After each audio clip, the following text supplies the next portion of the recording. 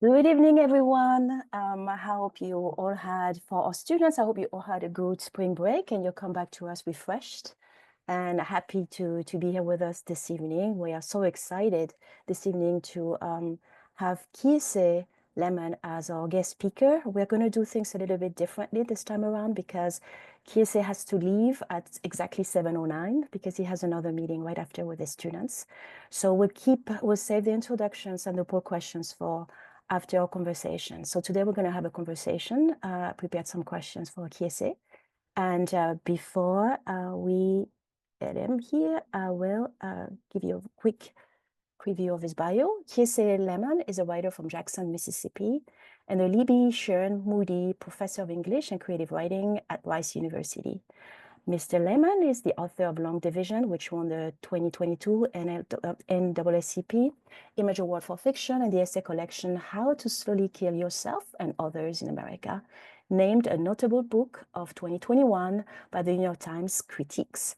Mr. Laymon's best-selling memoir, Heavy, an American Memoir, won the Andrew Carnegie Medal for Excellence in Nonfiction, the Barnes & Noble Discovery Award, and was named one of the 50 best memoirs of the past 50 years by the New York Times. Kiese Laymon, thank you for coming and joining us today. Hello. Hey, Hello. thank you for Thank, having me. thank you. So first, um, the bio is very short. It leaves out something extremely important that happened to you not that long ago. You received a MacArthur so-called Genius Award. So It's so cool. congratulations on that. I was so happy to see that. Thank you Really for real. I appreciate you. Thank you for saying that. Yeah. well deserved. Um, how are you today? I'm great. I'm happy to be here with you. I'm happy to be here and just thankful to be here with y'all. Great. So we'll start right away. So we're not going to waste any time because we don't have you for that long. The music, the song, you recognize the song. I heard you laugh a little bit. It's Wheels of Steel by Outkast. Yeah. And it's part of a song that you describe in something that you, I think, define as one of your best essays. I think I've seen that somewhere, which is The Art of Storytelling, Mhm. published in 2015, I think. It Mhm. talks about Outcast. It talks about your grandmama's freshness and stank. Sorry for Yeah. my pronunciation, my friend's pronunciation. And at Yeah. one point, you have a lyric from that song, and you say, "My soliloquy may be hard for some to swallow, but so is cod liver oil." Wow. Cod liver oil. I don't know if you remember that. And you said that it really inspired you. And it's at that point with Octavia Butler and Outcast, you had just decided to write fiction. It became Yeah. important for you, but also how you felt the soul of the Black Southern soul through that cod liver oil. Can you say a little bit about that? That's What happened there? amazing. That's amazing. That's amazing. Wow. Nobody ever talked to me about cod liver oil. Um, So, I grew up. My mother was 19 when she had me. My father was 20. My mother was going into her second year in college. My father was going into his third. And so, they had me in Jackson, Mississippi. I went to classes with them early. And then, they went to grad school. And when they went to grad school, they sent me back to live with my grandmother. And I write about this a little bit in Heavy, but you know, one of the things my grandmother did that my mother and my father didn't do was like she had a different sort of like ritual with her food ways. I mean, one is, she cooked every day. She didn't cook anything that didn't come from her garden or that she didn't catch or shoot herself. But every morning, whether I was coughing or not, she would give us this thick, this cod liver oil. But I didn't know it was called cod liver oil. Like even because my grandma would be like, Key, get up and get this cod liver oil. Cod liver oil. And so what's wild is I didn't even understand that the thing that I was taking every morning when I stayed with my grandmother was cod liver oil until I heard that Outcast song. And then I was like, what the fuck? Why are they talking about Ah, cod liver oil? Because I didn't know what cod liver oil was. But then I went and looked up the lyrics. And then actually back then they didn't even have lyrics online. But a friend of mine was like, dude, they're saying cod liver oil. And I was like, what is cod liver oil?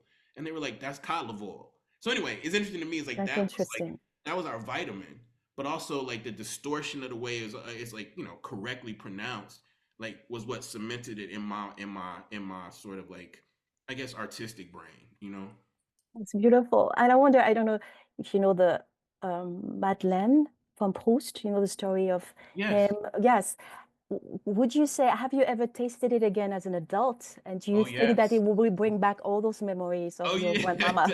Of your, I mean, you know, I mean, I'm so happy to be talking to y'all today because I don't get to talk about food in my work much, and sort of food is like the context around food and family are sort of like what I write out of. But you know, I was one of these kids who was also my mother ate watermelon. She claims every day when you know she was pregnant with me, and so I came out allergic to watermelon. And as a black person from Mississippi, I always feel like I yeah. lose some. I always feel like I lose some points with my people when they be like talking about watermelon. I'm like, they're like, "Key, you want some watermelon?" You know, I can't. The smell makes me throw up. But so watermelon still makes me throw up. But the things like cod liver oil, like that, even the way I say in the cod liver oil, didn't, you know, I just took it. I just took it. But I tried to take some of that shit like maybe 5 years ago. Oh my God. Oh, you did. Okay. Oh, oh, oh. I have no idea how we were swallowing that every day, but I think my taste buds got too bougie or something. I couldn't do it. Okay, makes sense. I couldn't do it. So you have to know, we've talked a little bit briefly before the session. We talked about this class and what we did and everything. And you have to know that we had a lot of different, a range of people coming to talk to us, scientists, farmers, fishermen, zero waste advocates, seed keepers, urban farmers, nutrition educators, but no one, not one nonfiction writer and fiction writer Wow. like you. Wow. So I want to ask you, talking about foodways and food studies and just the question of food, what do you bring as, in terms of what can literature bring and nonfiction and fiction writing can bring to that topic? Oh, that's a great question. I mean, yeah, whenever people ask me what can something bring, I think about what it hasn't brought, but I want to sit in what it can bring. You know, I think fiction and nonfiction, particularly fiction and nonfiction that is rooted in like the scene, like scenic depictions of life, particularly like Black Southern life.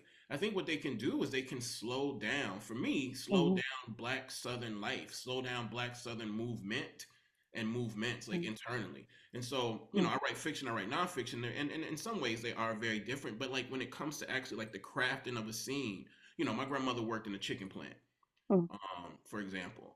And, you know, one of the things I'm writing right now for this new book is I'm writing about an interview that I did with her. Actually, when I was probably like 25, 26, she was still in the plant. And she had just come home from work, and my mother was like, "Kiese, you should interview grandmama about." So I was interviewing her about like what happened at the plant, and then the next day she quit her job. So for me, like when I render that, right, I'm not gonna just write that just the way the interview happened. Like when I render it, I need to think and talk about the context of my interview. I need to think and talk about like the way my grandmama's hands look. She still had like that chicken sort of shrapnel sort of on them, you know. mm, I need to think and talk about like, you know, as a young person, my grandmother, you know, she was so fresh. She had like all the wigs in the world. I used to always be like, why are you wearing a wig and then wearing a hairnet on top of your wig? You know, like things like that. I think like those sorts of like odd contextualizations are necessarily what fiction and nonfiction are like rooted in, you know. And I'm not saying it's any yeah, better and worse than documentary or anything else, but like we have to get into the context and the contours, and then we have to kind of like make them funky, you know. We have to make those contexts and contours connect to you, and we also, if we're doing our job right, if we're writing through an eye, I think we have to make you understand like how we come to the material, how I see my grandmother, how I see a chicken plant. And because I have a book link to do that, I just think I can do some things with just that small like bit of information, and then it becomes art, right? It's not just kids says grandma yeah. wants the chicken plant. It has to become art, and that's sort of what we do, you know. And it's funny you said that because in the book, when you talk about your grandmama and the fact what she exactly did in the chicken plant, like opening the chicken and getting the insides out, and you explain how clean and fresh and Mm. she had, and the way you said she was so clean and so fresh. I felt Yeah, like Outcast is right there oh, that's it. with your funky, right? It's so the That's it. funkiness of it That's is, it. yes, it's right Yeah. there. So And it's I just want to say, like, you know, for my grandmother, you know, again, she gets her house when she's 16. She gets it from the church. She's been working since she was 8. She gets this really small sort of like house up on cinder blocks. You know, she's working, she has these kids. And so for her, the notion that she would go to work and anything else other than fresh is just like mm, my grandmother can't even understand why, like, you know, like she just died. But before she died, I used to always be like, Grandma, Ah, I'm going to work. And she'd be like, what you wearing? I'm like, I'm wearing what I feel is fresh. But she's like, no, you don't go to work and anything like that. And her job was the chickens would come by. Actually, the chickens would come into the plant. They pick the live chickens and put them all in this humongous boiling water. Then they hook them up on these like hooks. And mm, her job, she was a buttonhole slicer. So as the chickens came by, newly dead chickens, she had to slice them open, take out the guts all day, 8 hours a day, slicing them open, taking out the guts. And the notion, I mean, I understand now why my grandmother was so fresh and so clean, but I also know part of it was what her job demanded of her. You know what I'm saying? Like yeah, she's literally grabbing shit and hmm, intestines and bowels yeah, out of chickens every day as a black woman who was told she needed to be happy to even have that job. yeah, You know what I'm saying? So yeah, super fresh, super clean. yeah. Thank you. And I didn't want to ask you about your grandmother, so I'm sorry to hear that Yeah, she recently passed away. I yeah, was she wondering about that, so I'm sorry. did. Really sorry. Um, the economy of food. So it's really intertwined with the economy of money and dollars. And the book is really made around numbers and scales. So you get on the scale, you gain weight and you lose weight. It just fluctuates the same way that the money comes and goes with the casino with your mom. Can you talk a little bit about, was it a conscious act of really making them intertwined through numbers and Yeah. and pounds and dollars and how it goes up and down that way? Yeah, when I was, when I realized I was writing a book about body and my family's collective body and the nation's collective body, I realized I had to really kind of zero in on my body and my body and my mama. And she was young when she had me, and we never had like a lot of money or quote unquote enough money. Um, but she was, and she is still, she was a black political scientist who was very adamant that her son like be precise. So I don't even write about this in heavy. I took it out actually, but my mama was the first one. She was like, my mother also was just like partially I think similar to why my grandma went to school, went to her work so fresh and so clean. My mama was of this opinion that like big black boys were gonna be in more danger than like skinny or svelte black boys or whatever. So my mama made me weigh myself probably starting. I mean, I know actually when I was like third grade, and I just started to obsess over the number, and I was athletic, so like when you run a lot and sweat a lot in a place like Mississippi, you can like look at a number, it can be whatever. You can go outside, run for 30 minutes in that hot ass heat, come back and you change the number. And so like even as a young person, I got that thing right where it's like I wanted to change the number, and as the number grew, I became obsessed ultimately with trying to make the number shrink. And then if you read the book, one summer I pretty much just starved myself and worked out as much as I could, and I lost about 120 pounds, and then I lost shit a lot more than that.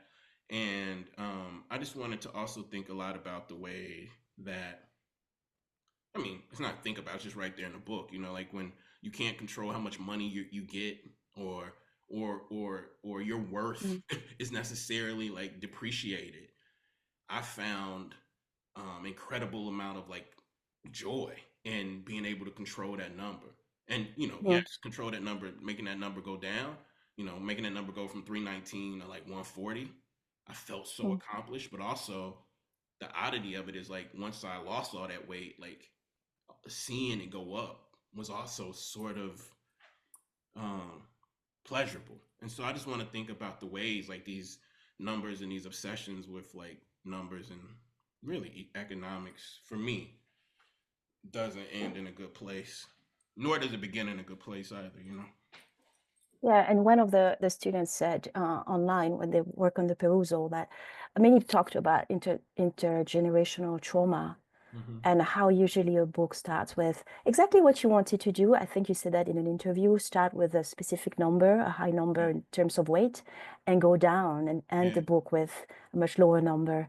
And right, usually a story is how it is that once you go down, you feel accomplished. yeah, But that's not what the book is about. no, It's not about this idea of running towards losing weight and right, then feeling accomplished, because there is also intergenerational trauma, absolutely, domestic violence, racial violence, even academic violence. There is so much, uh, part of that race towards losing weight yes, and saving money. And at one point, and this is why I think the question of food is so important in your book, you use that recurrent sentence, the phrase in the book that is, people laugh until they don't. Right. We were laughing until we didn't. Same thing about the food, right? Yeah. Yeah. Like the Same food thing. feels good until it doesn't. And That's love right. feels good. And the love Yeah. that the mom has for you feels good until it doesn't. Can you Right. talk about that, about food and love and this feeling good and not feeling good, the ambiguity and the duality of food and love? I love that. You know, I just wanted to write into pleasure. Um, and, you know, I wasn't foolish enough to say I wanted to write in pleasure without like traditional understandings of pleasure guiding me, but I wanted to write into pleasure, meaning like there are things that I've experienced in my life that were absolutely 100% horrendous. Like when I'm talking or sharing the story with other people, but you know, a lot of those things felt really good. You know, starving felt incredible, man. And I hadn't read a lot of stuff by, you know, cis men or men at all or black men or black boys really talking about their relationship with like starving um and laughing. And I'm not, and I think those are very different things. I think starving, gorging, and laughing are two different things, but in my family, laughing is part of the way we get over. You know what I mean? And I don't mean that like we're laughing and just waiting for the sad shit to happen, but like, you know, I was talking to somebody the other day, and and they started talking about like, you know, getting beaten as a young person, and I can always tell when around somebody from home because the person started laughing, and I was like, "You about to tell a story about getting your ass whooped?" And they're like, "Man, how you know?" And I was like, "Cause you start laughing." You know what I mean? Like that's the way that trauma Mm. works. You know what I mean? Like, and so you know, a lot of the shit people talk about in this book that happened to do with abuse, you know, like when I'm out on the road, like I still have to laugh in order to allow myself to connect with someone about what happened to my body, what happened, what my mother or somebody else did to my body. And so when I'm talking about laughing and laughing and laughing until we didn't, I'm trying to encourage myself and readers to understand that laughter is never ever static. There's so many different kinds of laughter. There's the performative laughter. There's the shit where your body can't help it. But often, a lot of times, it's that, you know, there's that space in between what you're gonna confront in that space. And for me, the laughter is not like a like an attempt to like avert, but it's part and parcel, you know, like of the trauma, of the pleasure, of the joy of being black and southern. You know what I mean? That's really what I'm saying. And so I wanted people to understand like laughter was a bedrock, the bedrock of my family's like existence. And we laughed a lot of times when we should have been talking about some stuff. And we did not talk about that shit, so I wrote about it, you know. And also, I was very curious to know the difference. There is a sense that there is not much accessibility to healthy food, and you just define, you had a lot of references to the kind of food that you ate while growing up. But there is something else in there. It's not just the lack of accessibility to healthy food, it's also the scarcity of food. Mm. Not necessarily because your mom couldn't buy it, it's because books were her nourishment. Yeah, That's what nourished you guys. no doubt. Yes, right. It, That's right. did you ever think about that as an adult today, as in your relationship to food, as a writer as well and a professor? You know, when I realized we were going to do this, I thought one, I thought I should share this book that I just wrote because it has pictures of my grandmother's garden. The other thing, I was like, I should show these people. Um, I don't know if I should say this, but one of those sort of like iconic magazines asked me to write this diary about my refrigerator after Heavy came out, and they offered me a lot of money to do it. So I was like, let me try it. And the whole point, they wanted me to take a picture of my refrigerator for like a month or some shit. So I Oh, took a yeah. picture of my refrigerator the first day. And then I was like, what the fuck am I doing? I'm not showing people this shit, you know? And my refrigerator looked just like my mama's refrigerator would have looked probably 40 years earlier. Meaning there was like a tub of like grapefruits and like some mustard, but there was no food in there, right? Like because, and what's ironic is my house was full of books when I took the pictures because I was just been a judge for the National Book Award. So I had like thousands and thousands and thousands of books on top of the thousands of books I already had on my wall. But I literally had like four things in my fridge after writing Heavy.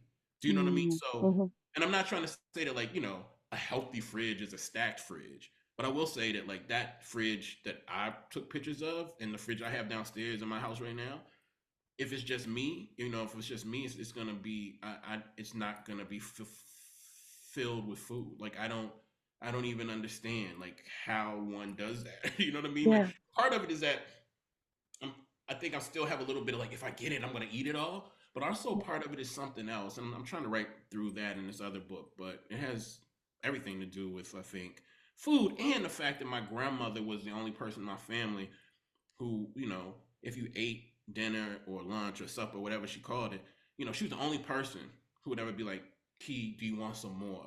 And like as a young person who was told by their parents and everybody else, because I was so big, they were like, you don't need any more. My granny was often like, do you want some more? And that shit, like, and if you've never been that person, this might not mean anything to you, but having someone who loves you offer you more food, Mm. especially because that food came out of her garden, was just is. And even now, like when I think about her dying, it's like, man, like sometimes I'm like, she offered me seconds, and that sounds so reductive, but that meant a lot. And I'm not blaming anybody, but yeah, if I grew up with people who offered me seconds, I probably would have a Yeah. refrigerator full of food right now. So let's talk about your grandmama, actually, because the food was very different as well.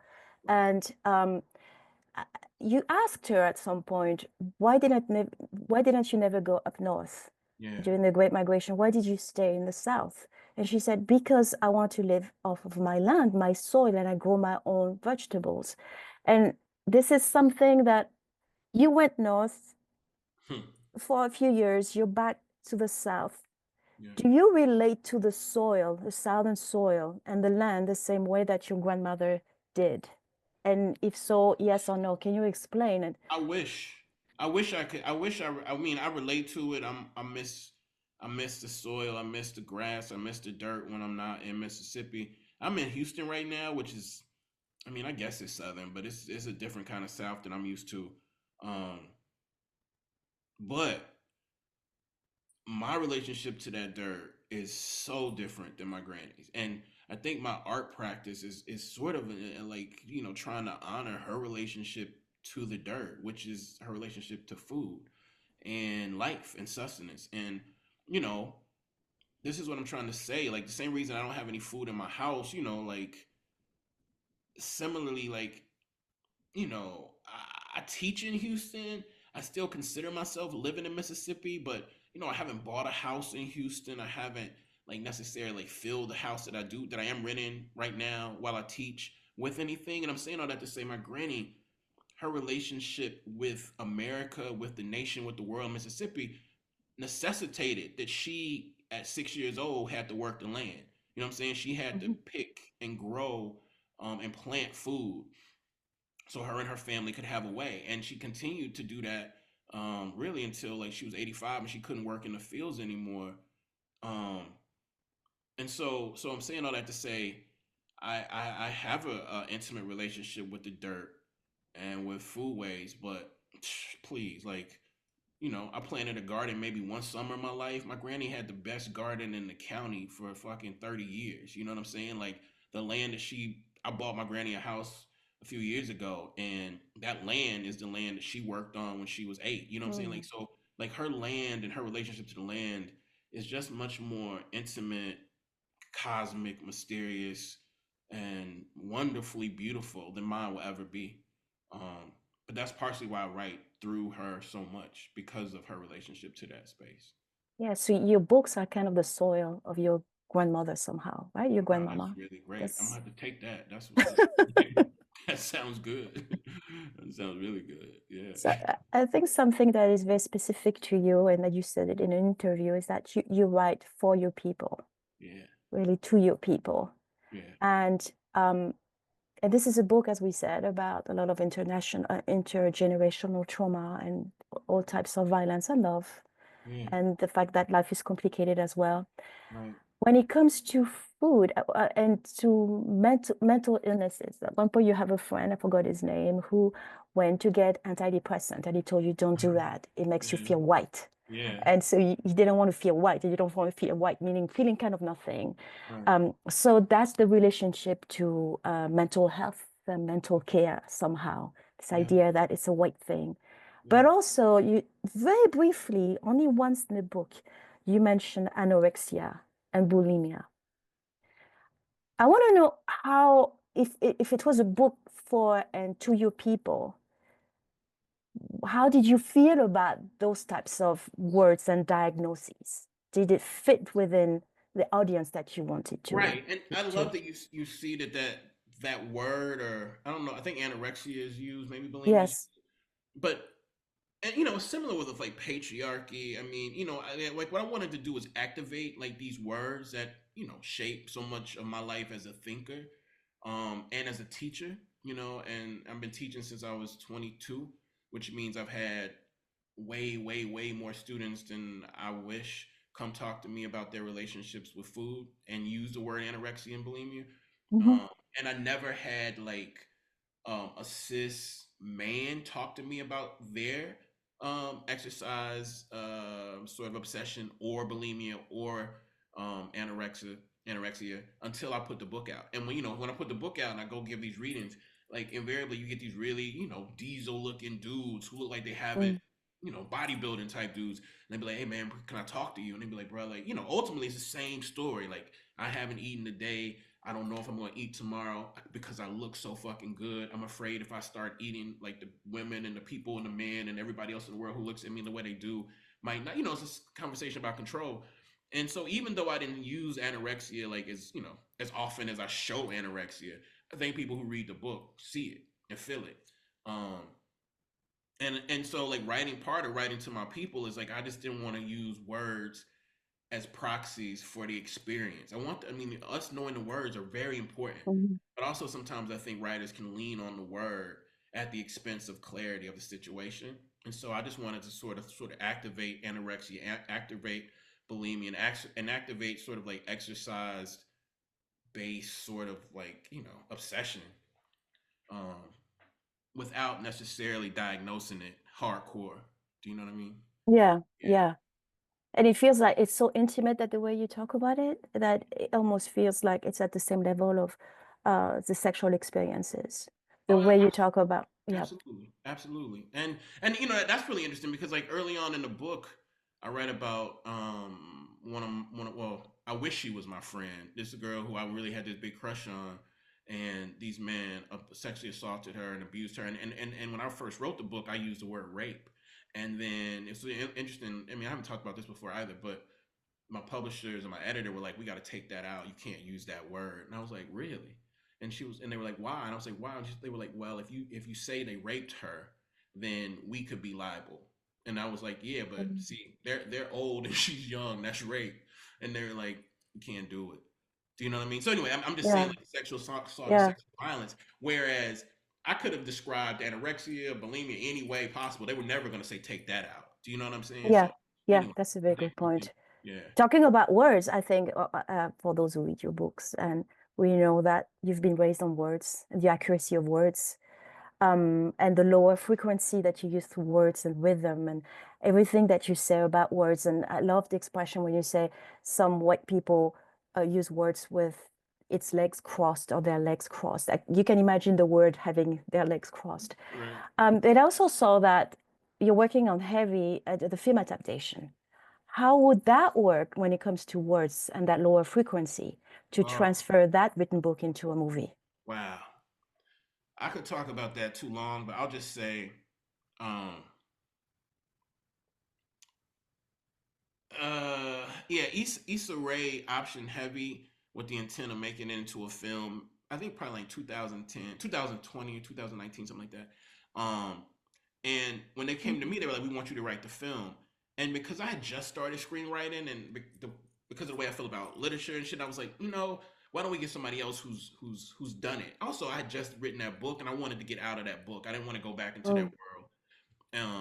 Long story short, they got this writer who, I'm sure incredible nice guy, horrendous. Like the shit they had me doing on that, the shit they had my character doing and being was just so just disrespectful, not to me, but to anybody in this world who's ever considered themselves fat.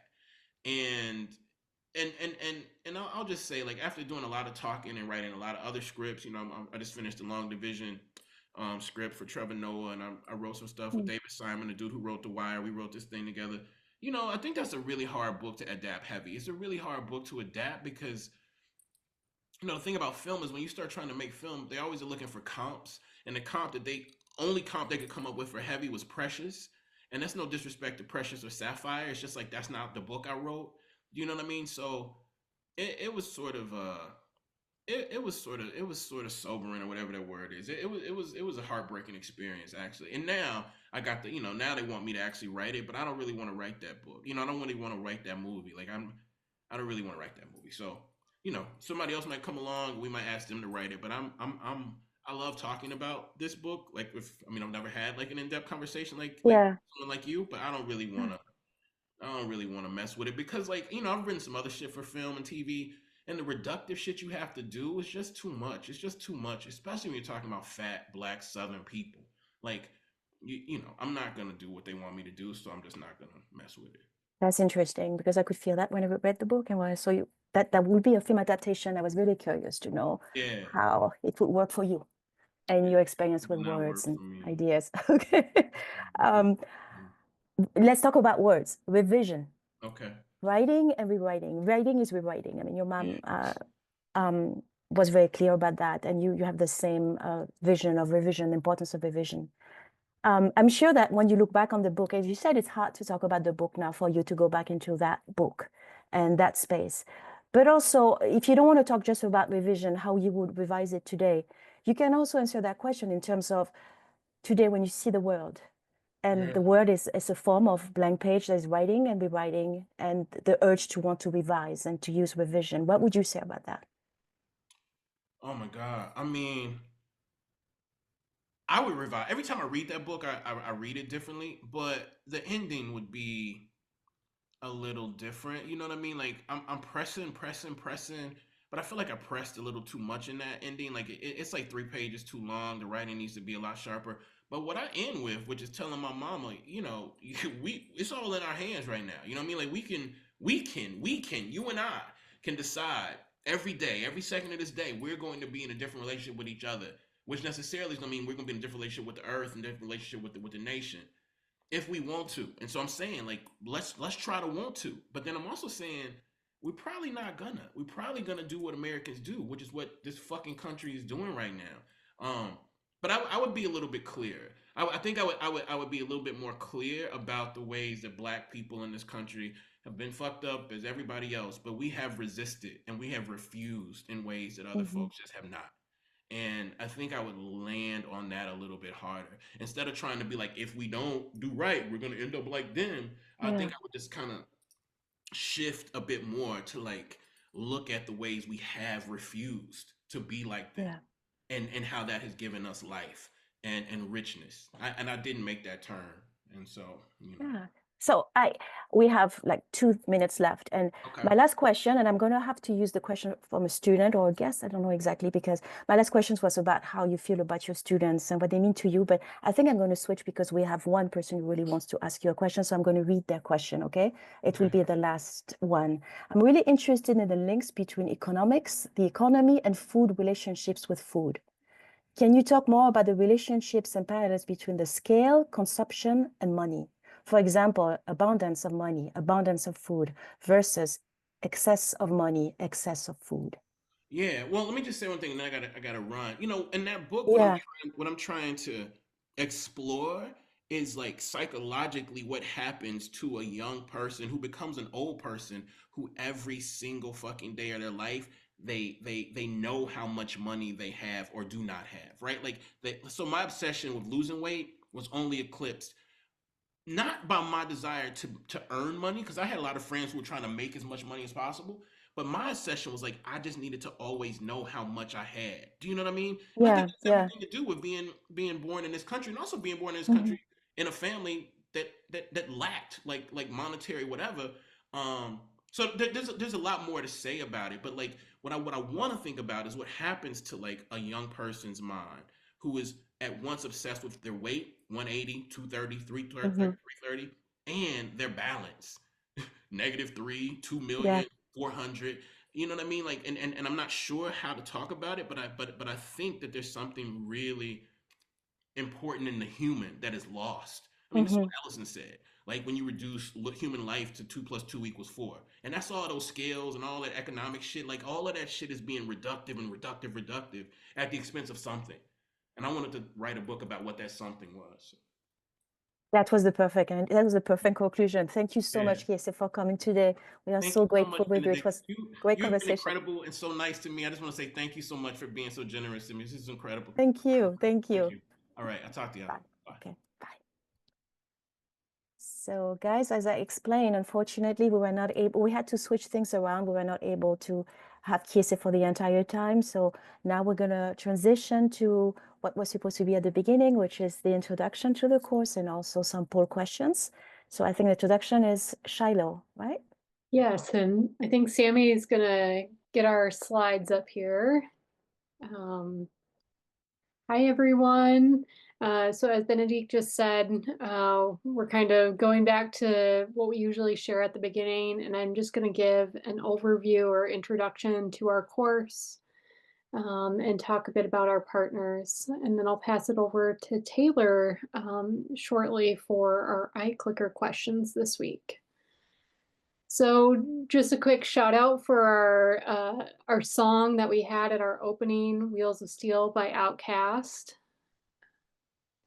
And as always, Food Literacy for All is hosted by University of Michigan Sustainable Food System Initiative.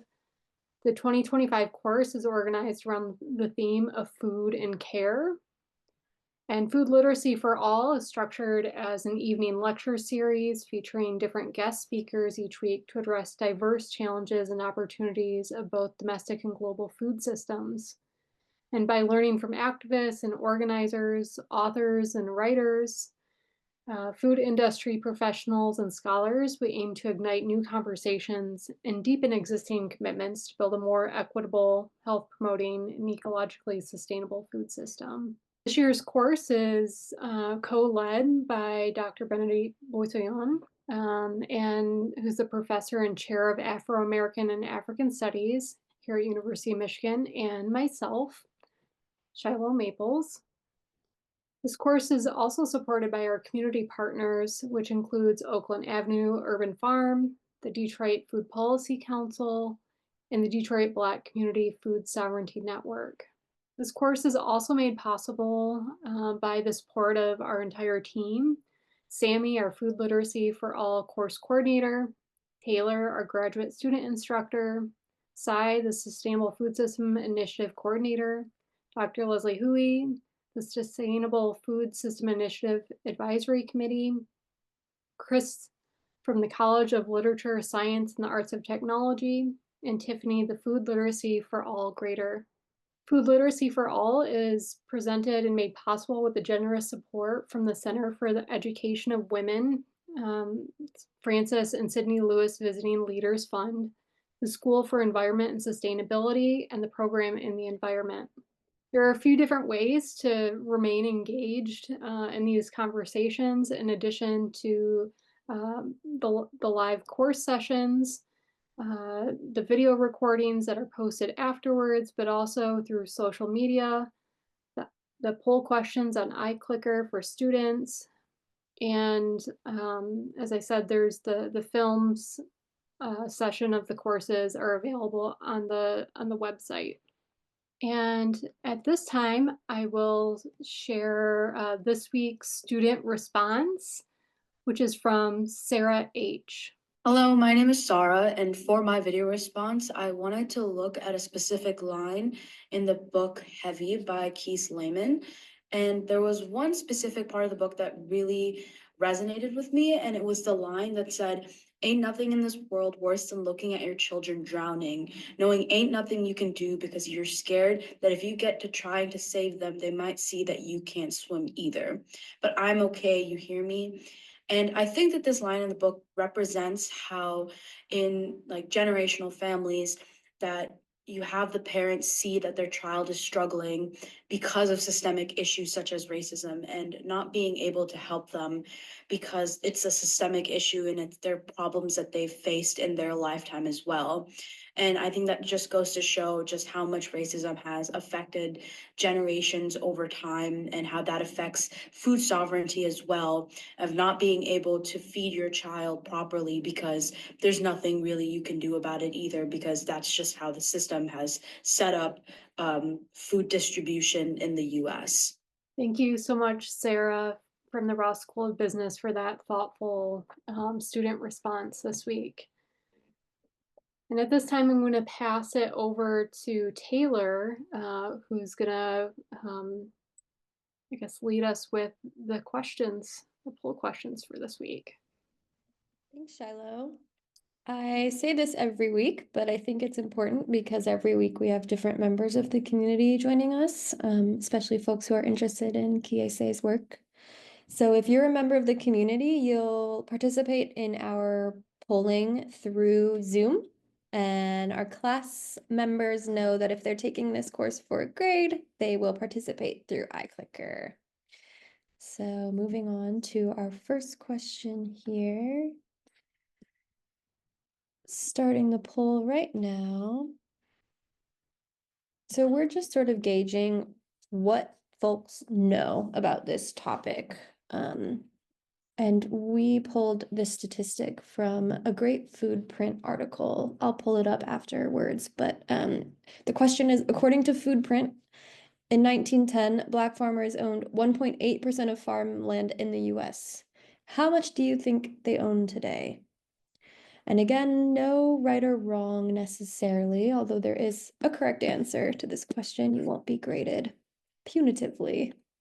And just for an update on where we're at, we have about 150 responses now and about 200 students in the class. So once we get closer to that 200 number, I'll stop the poll. So in the community, it looks like most folks are saying that it stayed kind of true to where it was in 1910, that Black farmers own 1.9% of land. We had 35% of our community members say 1.9%. In our class, we had 45% of folks say 2.7% of land, so that Black farmers own more land now than they did in 1910. The correct answer here is 0.3%.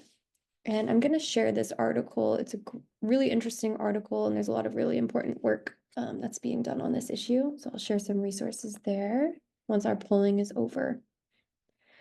Okay, moving on to question number 2. Again, just sort of gauging awareness and knowledge on these themes. According to Science Direct, when was the first recorded use of cod liver oil for medicinal purposes? Was it A, 1670, B, 1770, C, 1870, or D, something more modern with 1970? Most of the community is saying 1770, 53% of folks. Similar distribution with our class members. 50% of folks are saying B, 1770. Give it maybe 5 more seconds here. Moving on, nice work, everyone. 1770 is correct. And then our next question gets a little bit into some semantics of a topic I would say most of us are familiar with, and to some folks this might be sort of new. But we want to gauge your understanding of the food system in the community that you live within. Which term below would you say best describes the most pressing issues regarding food access in your community? So there's food mirage, where maybe it seems like there's abundant, healthy food available, but it's totally unaffordable, or maybe it's not actually available, or maybe it's of a low quality. There's a food swamp, where there is a lot of food available, but it's mostly unhealthy and nutritious food is hard to access. Food desert, which means there's really no access to that much food in general, and the food that is accessible is maybe fast food, packaged goods, etc., corner stores, gas stations. Food apartheid, which is a term that sort of challenges kind of the naturalistic components of the first three terms, saying none of these are naturally occurring. This is systemic, racial, and economic barriers to healthy food access. Or E, do you live in a place where there is abundant, healthy, and affordable food for everyone? And if so, let me know where that is. Okay, so looking at our class, it looks like it's a pretty even distribution here, although majority of folks are saying that they live in a food system that embodies food apartheid. So they're seeing systemic racial and economic barriers to healthy food access. We have a pretty equal distribution among the other four options here. Looks like we have everyone from the class coming in here. Oh, I'm sorry. Community members have a pretty equal distribution. Classmates are saying food mirage, which I would say checks out for Ann Arbor. There's a lot of healthy, sort of locally produced food around, and it's very expensive. So that makes sense to me. All right, and then I am just going to introduce next week's speaker and sort of go over what next week will look like for our classmates. It's a little different. So Austin Frerick, he will be joining us in person next week, which is an exciting sort of turn of events.